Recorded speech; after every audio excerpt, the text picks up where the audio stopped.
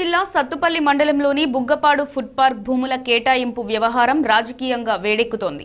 భూముల కేటాయింపులో భారీ అక్రమాలు జరిగాయని ఆరోపిస్తూ బీజేపీ నాయకులు ప్రభుత్వంపై తీవ్ర విమర్శలు గుప్పించారు. ఫుడ్ పార్క్ భూముల కేటాయింపుపై వెంటనే శ్వేతపత్రం విడుదల చేయాలని డిమాండ్ చేశారు. ఈ సందర్భంగా బీజేపీ రాష్ట్ర అధికార ప్రతినిధి నంబూరి రామలింగేశ్వరరావు మాట్లాడారు. బుగ్గపాడు ఫుడ్ పార్క్ స్థానిక యువతకు ఉపాధి కల్పించడం, వ్యవసాయ ఆధారిత పరిశ్రమల అభివృద్ధి కోసం ఏర్పాటు చేసిన ప్రాజెక్టు అని తెలిపారు.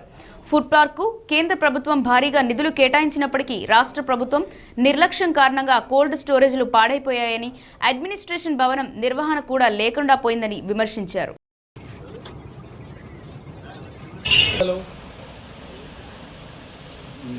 బుగ్గపాడు ఫుడ్ పార్క్ వ్యవహారం గత వారం 10 రోజుల నుంచి నడుస్తుంది.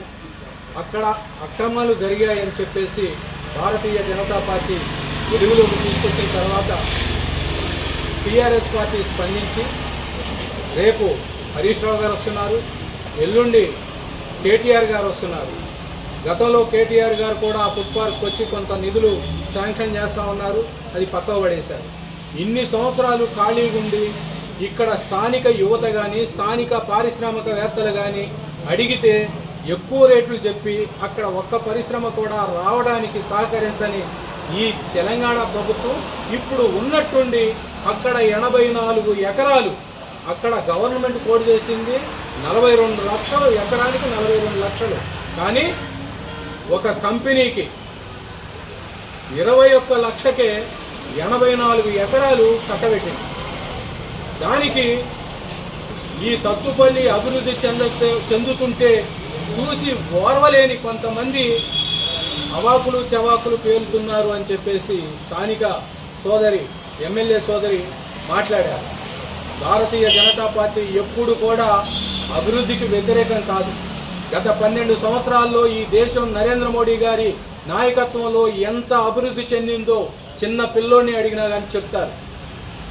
ఇక్కడ మేము స్పష్టంగా చెప్పేది ఏంటంటే ఈ 84 ఎకరాలు 21 లక్షకి కొని దాన్ని సీతారామ ప్రాజెక్టు నుంచి యుద్ధ ప్రాతిపదికం మీద కొన్ని వందల ట్రక్కుల మొరం తీసుకొచ్చి అక్కడ నింపుతున్నారు. ఎవరి అనుమతితోటి అక్కడ నింపుతున్నారు.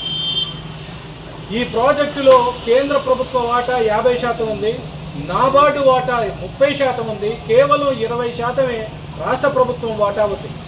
వాళ్ళెవ్వరికీ అనుమతులు ఉన్నాయా లేదా తెలవకుండా చేస్తున్నారు. కాబట్టి తప్పకుండా దీంట్లో జరిగే అక్రమాలని మా దృష్టికి వచ్చింది ఏంటంటే ఈ 84 ఎకరాలు బ్యాంకుల్లో తాకట్టు పెట్టి కోసం పుట్టిన కంపెనీ కాదు. ఆ కంపెనీ చరిత్ర చూస్తే కేవలం వాళ్ళ టర్నోవర్ 22 కోట్లు. ఆ 22 కోట్ల టర్నోవర్ ఉన్న వాళ్ళు 620 కోట్ల రూపాయలు ఎట్ట పెట్టుబడులు పెడతారు? అదే విషయం మా నాయకుడు పొంగులేటి సుధాకర్ రెడ్డి గారు మాట్లాడితే ఆయన మీద వ్యక్తిగత దూషణలు చేస్తున్నారు. మేము భారతీయ జనతా పార్టీ తరఫున దీన్ని ఖండిస్తున్నాం.